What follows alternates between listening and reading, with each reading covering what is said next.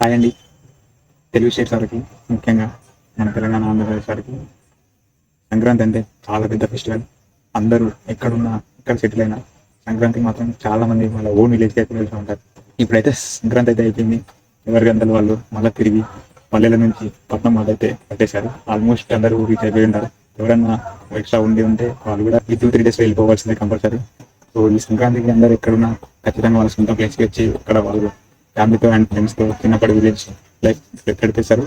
So మళ్ళీ ఇవన్నీ చేసినా కూడా మళ్ళీ తిరిగి వాళ్ళు వాళ్ళ ప్లేస్కి వెళ్ళాల్సిందే.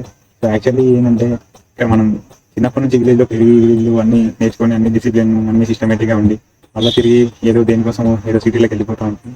సో అక్కడికి వెళ్ళినాక ఏమవుతుందంటే లైఫ్ అనేది సో తిరుగుతూనే ఉంటుంది, ఒక సర్కిల్ లెక్క రొటేట్ అయితేనే ఉంటుంది. సో డైలీ రొటీన్ లేచినప్పటి నుంచి నైట్ దాకా బిజీ ఎవరిని ఏం మర్చిపోవడం, రిలేషన్స్ కానీ అవన్నీ. సో ఎప్పుడైతే ఈ యొక్క పండుగ ఫెస్టివల్ అనేది ఈ వాతావరణం అనేది మనకి చాలా నేర్పిస్తుంది. సో మనకి ఖచ్చితంగా అప్పుడప్పుడు విలేజ్కి అయితే వస్తుండాలి. సో ఇలా అయితే మన కమ్యూనికేషన్ పెరుగుతూ ఉంటుంది. అండ్ ఇంకోటి మనం సొంత వాళ్ళతో ఎంజాయ్మెంట్ అండ్ చాలా మెంబర్స్ ఫీల్ చేసుకోవచ్చు. అందరూ అంటుంటారు కదండి. సో కొన్ని దానికి దగ్గర కావాలంటే మరికొన్ని వెళ్ళిపోవాలని ఉంటుంది. సో మనం కూడా చిన్నప్పటి నుంచి ఇక్కడ పుట్టి ఇక్కడ పెరిగి ఇక్కడ అన్నీ నేర్చుకొని దేనికోసం డబ్బు కోసం ఎటో సెటిల్మెంట్ కోసం లైఫ్ ఏదో కావాలని చెప్పేసి ఎటో సిటీకి ఎటో వెళ్ళి మొత్తం కంప్లీట్గా ఈ మనకి ఏదైతే బ్యాక్గ్రౌండ్ ఇచ్చిందో దాన్నే మర్చిపోతూ ఉంటాం. సో ఇలాంటివన్నీ ఇట్లా పండగల సీజన్లో పండగల టైంలో వచ్చి కలవడం వల్ల మనకి మళ్ళీ అవన్నీ గుర్తు చేస్తూ ఉంటాయి మెమరీస్ అన్ని. సో ఇంకా మనం ఎటు వెళ్ళినా ఏం చేసినా మన సొంత ఊరిని అయితే అసలు మర్చిపోలేము. ఎందుకంటే అక్కడనే కదా మనం ఎన్నో నేర్చుకున్నాం. చిన్నప్పటి నుంచి మన లైఫ్ అనేది కానీ కలిసిపోయి ఉంటుంది కదా.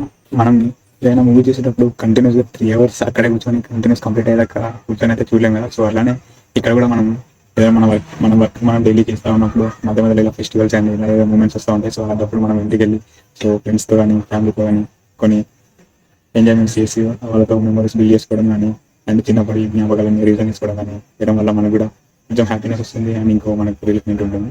అప్పుడప్పుడు మనం కూడా టైం ఉన్నప్పుడు సెట్ చేసుకొని ఇంటికి వెళ్ళి పేరెంట్స్తో కానీ ఫ్రెండ్స్తో కానీ మళ్ళీ స్పెండ్ చేయడం అలాంటివి చేస్తూ ఉండాలి.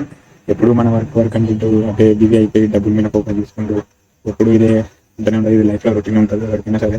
నేనైతే ఈ సంక్రాంతికి 1 week ముందే మా ఇంటికి వచ్చేసాను. ఎందుకంటే నాకు హాలిడేస్ ఉన్నాయి. సో నేను రాగలను. ఇంకొకటి మా ఊర్లో అయితే చాలా పెద్ద ఫెస్టివల్ అంటే సంక్రాంతి. ఎందుకంటే లక్ష్మీ నరసింహస్వామి ఉంటారు మా ఊరు. సో ఇక్కడ చాలా ఘనంగా సంక్రాంతి పండుగ అయితే జరుపుతారు. ఎందుకంటే స్వామివారి బ్రహ్మోత్సవాలు జరుగుతాయి. అండ్ ఇందులో మెయిన్ పార్ట్ స్వామివారి రథోత్సవానికి కొన్ని lakhs of members వస్తూ ఉంటారు.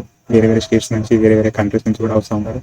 సో ఇక్కడ ఇంత ఘనంగా జాతర జరుగుతుంది కాబట్టి నేను ప్రతి ఇయర్ కంపల్సరీ మిస్ కాకుండా మా ఊరికి వచ్చేసి ఈ సంక్రాంతి నేను ఇక్కడ సెలబ్రేట్ చేసుకుంటానండి. సో మీరు కూడా వెళ్ళే ఉంటారని అనుకుంటున్నాను. మీరు కూడా సంక్రాంతికి మీ విలేజ్లో మీ ఫ్యామిలీతో మీ ఫ్రెండ్స్తో ఏమేమి సెలబ్రేట్ చేసుకున్నారు అండ్ మీకు నచ్చిన మూమెంట్ ఏంటిది, మీరు ఎలాంటి మెమరీస్ క్రియేట్ చేసుకున్నారు, మీ విలేజ్ నేమ్ ఎక్కడ, ఖచ్చితంగా కామెంట్ చేయండి. సో ఈ వీడియో ఎంతవరకు రీచ్ అవుతుందో నాకు కూడా తెలుస్తుంది కదండి. మీరు సెలబ్రేట్ చేస్తున్నారు ఎలా అని చెప్పేసి. థ్యాంక్ యూ అండి. Thank you sir.